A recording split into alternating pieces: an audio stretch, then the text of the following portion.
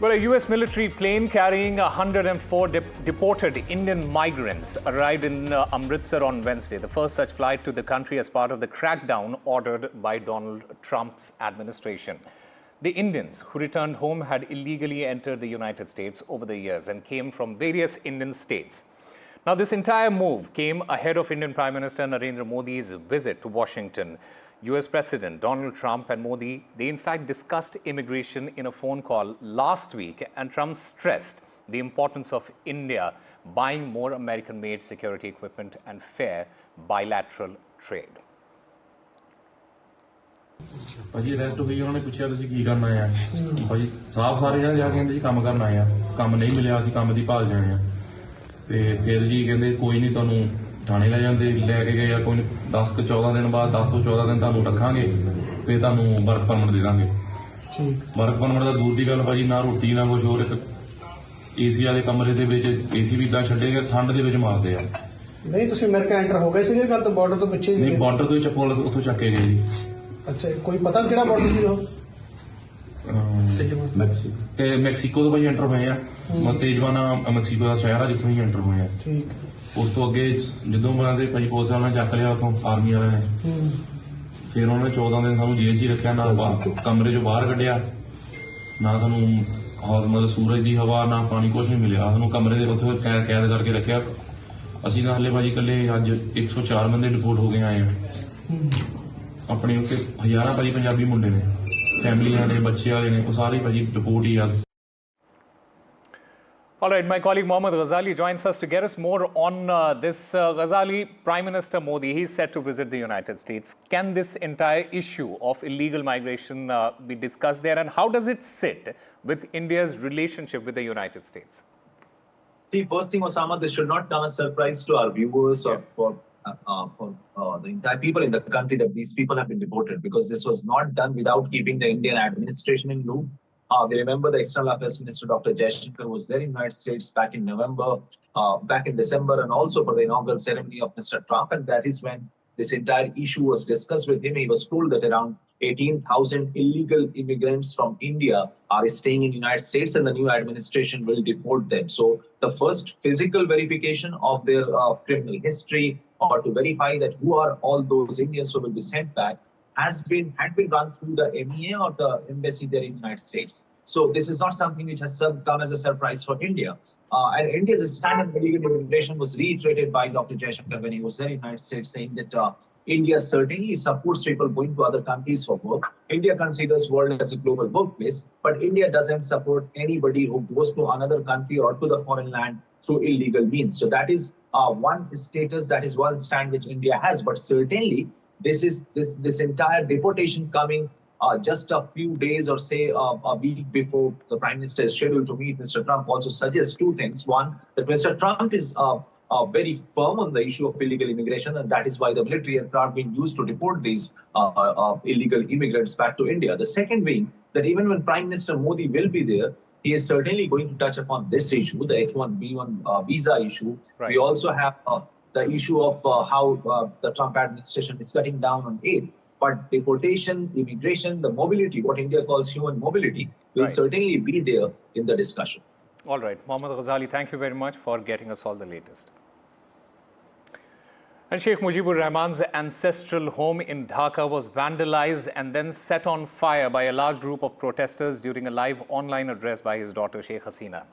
This entire incident, it occurred on February the 5th with thousands of people rallying in front of the house, which had been turned into a memorial museum. The protesters, they damaged a mural of Sheikh Mujibur Rahman on the building's boundary wall as well. Remember, this is not the first time that the house has been attacked. It was previously set on fire on the 5th of August last year, when Sheikh Hasina's nearly 16-year Awami League regime was toppled and she fled to India. And my colleague Saurabh Gupta joins us to get us more on this. Saurabh, what exactly prompted this? And more importantly, what is the significance of an attack like this, especially for the future of Bangladesh? Well, the fact that Awami League members, Awami League politicians or Awami League supporters have been attacked is something that is very well recorded in recent times in Bangladesh. There is a certain element of anger, and that is, of course, playing out on the streets of Dhaka as well. But what has also happened is one does see radical elements, extremist elements also taking center stage. For example, burning down the museum dedicated to the founding father of the country, the man who in a way was responsible for the creation of the nation of Bangladesh, and also someone who fought very hard with the Mukti Jodhas to free the country of the evil tyranny that emanated from Pakistan. At that time, it was West Pakistan and East Pakistan, and the Pakistani military really committed some very shameful war crimes in Bangladesh, and so obviously all of that seems to have been forgotten. Sheikh Mujibur Rahman seems to have become an enemy, and that is something that is, of course, sad to see, given the fact that his house, his ancestral home, which is also etched in history, because this is not the first time that violence has occurred there. It's not even the first time that it occurred in August last year. That house has seen attacks in the past, and this, of course, is a sad day because that was set on fire. The administration, the police, seem to have been conspicuous by their absence, but obviously this was called and termed a bulldozer procession. And obviously this is something that has taken place in Dhaka. Disturbing visuals from Dhaka playing out last evening with the memorial and the museum dedicated to Sheikh Mujibur Rahman, who's also referred to as Bangabandhu, has been in a way vandalized completely by elements that have taken the law into their hands. The initial call for the protest, what we are being given to understand by local sources, is that was given by a students' body, but it seems to have been completely taken over by vandals and radical elements. All right, Saurabh Gupta, thank you very much for getting us all the latest. And US President Donald Trump has made a surprising announcement that the United States will take over the Gaza Strip. The statement has come amidst the ongoing Israel-Hamas conflict and a recent ceasefire agreement. While the details of Trump's plan are unclear, his statement has sparked concerns about the potential implications of US involvement in the region. Now, the Gaza Strip has been a focal point of tensions between Israel and Hamas, with numerous conflicts and humanitarian crises occurring over the years. Here's a report. US President Donald Trump is facing global outrage after announcing plans to take control of war-torn Gaza, relocate Palestinians elsewhere, and turn the Strip into the Riviera of the Middle East. Turkey slammed the idea as unacceptable. France warned it could destabilize the region. Meanwhile, Russia, China, Germany, Spain, Ireland, and the UK reaffirmed support for a two-state solution. We've always been clear in our belief that we must see two states. We must see Palestinians able to live and prosper in their homelands, in Gaza, in the West Bank. That is what we want to get to, and that is why it's important that we move out of phase one of this hostage deal to phase two, and then to phase three, and reconstructing Gaza. Australian Prime Minister echoed the stance, saying his country also continues to support a two-state solution. What I would say is that Australia's position is the same as it was this morning, as it was last year, and it was 10 years ago, and it was under the Howard government. The Australian government support, on a bipartisan basis, a two-state solution in the Middle East. In Gaza, Palestinians outright rejected Trump's proposal. بالنسبة لتصريحات ترامب هذه شيء مش منطقي. كيف احنا عشنا الحرب سنة و4 شهور وفي الآخر يجي هو يعطي تصريحات وإن احنا نطلع منها من أرضنا، هذه أرضنا وأرض أجدادنا، فصعب نطلع منها، أو هو يجيب سكان تانيين آخرين يسكنوا فيها.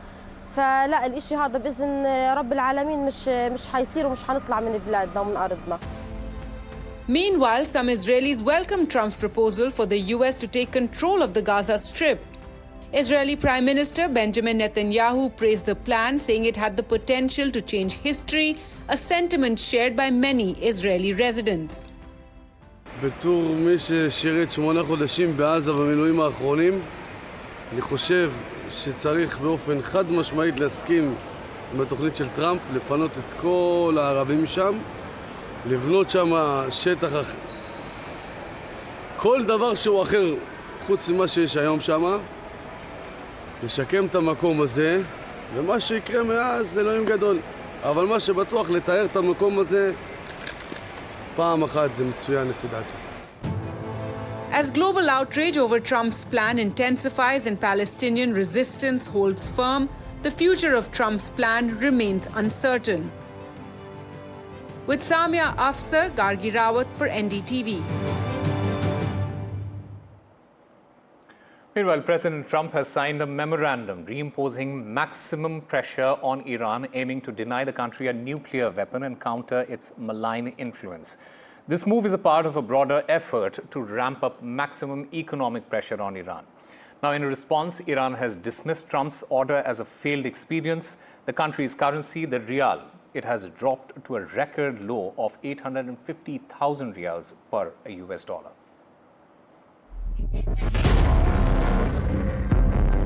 We have an executive order. U.S. President Donald Trump has signed an executive order to reimpose the maximum pressure policy on Iran. The move is designed to cut off Tehran's oil revenues and limit its influence in the Middle East. The order directs the Treasury Department to ramp up maximum economic pressure on Iran, targeting its vital oil sector in an effort to squeeze the country's economy. Despite the tough stance, Trump has hinted that he would prefer a diplomatic resolution rather than imposing sanctions, reiterating that Iran must not develop a nuclear weapon. I really want to see peace, and I hope that we're able to do that. They cannot have a nuclear weapon. It's very simple. I'm not putting restrictions. They cannot have one thing. They cannot have a nuclear weapon. In response, Iran's foreign minister dismissed Trump's order, calling it a failed experience. He further added that stopping Iran from pursuing nuclear weapons is not too difficult. معتقدم که فشار حداکثری یه تجربه شکست خورده است و امتحان مجددش هم دوباره به شکست دیگری تبدیل خواهد شد. اگر موضوع اصلی این هست که ایران دنبال سلاح هسته‌ای نره که این قابل حصول هست، این خیلی چیز مشکلی نیست. ایران یک عضو متعهد NPT بوده. ایران موازش در این خصوص کاملا روشن هست. فتوای مقام معظم رهبری هم وجود داره که تکلیف رو برای همه ما روشن کرد. Following Trump's announcement, Iran's currency, the rial, plummeted to a historic low of 850,000 rials per US dollar. The decline has been accelerating since 2018, when Trump withdrew from the 2015 nuclear deal and reimposed sweeping economic sanctions. With sanctions tightening and diplomatic efforts uncertain, the prospect of a breakthrough remains in the balance. All while the impact of Trump's maximum pressure campaign continues to ripple through Iran's economy. Samia Afsar, NDTV World. Now, the US President Donald Trump has instructed his administration to either alter or cancel the sanction waivers for the Chabahar port project, a decision that could hinder India's connectivity initiatives with the Central Asia. It was in November 2018 that India received a sanction waiver for the port project from Trump during his first term. Now, ahead of Prime Minister Modi's potential White House visit, which could happen as early as next week, Trump has ordered his administration to apply maximum pressure on Iran to end its nuclear threat, curtail its ballistic missile program, and also stop its support for terrorist groups.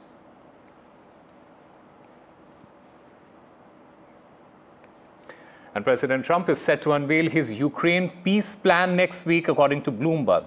This entire proposal is expected to be presented at a Bavarian conference, where Trump will likely outline his strategy for ending the ongoing conflict between Russia and Ukraine.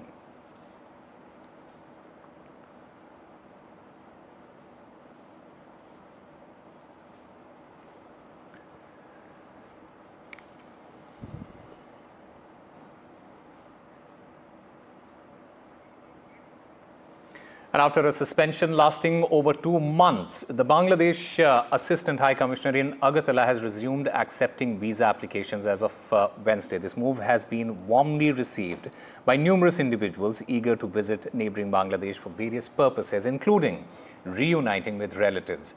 Now, this entire suspension of visa and consular services was initiated upon security situation on the 3rd of December last year following a security breach at the mission a day ago.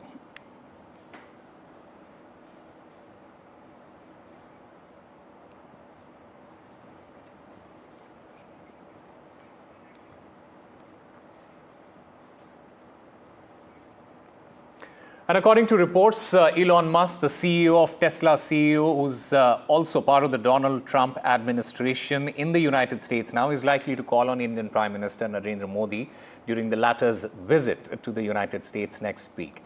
Prime Minister Modi, he is expected to be in the United States from the 12th to the 14th of February after an invitation from US President Donald Trump.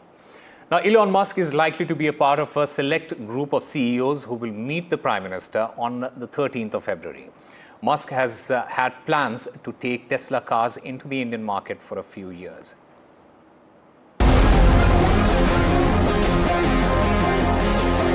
AI taking the world by storm. Are we ready for the AI revolution? India set to ride the AI wave. The mega AI summit in Paris. PM Modi to co-chair the AI summit. Modi's mission AI, Advantage India. Detailed coverage on NDTV. Well, time for a very short break. More news and updates on the other side.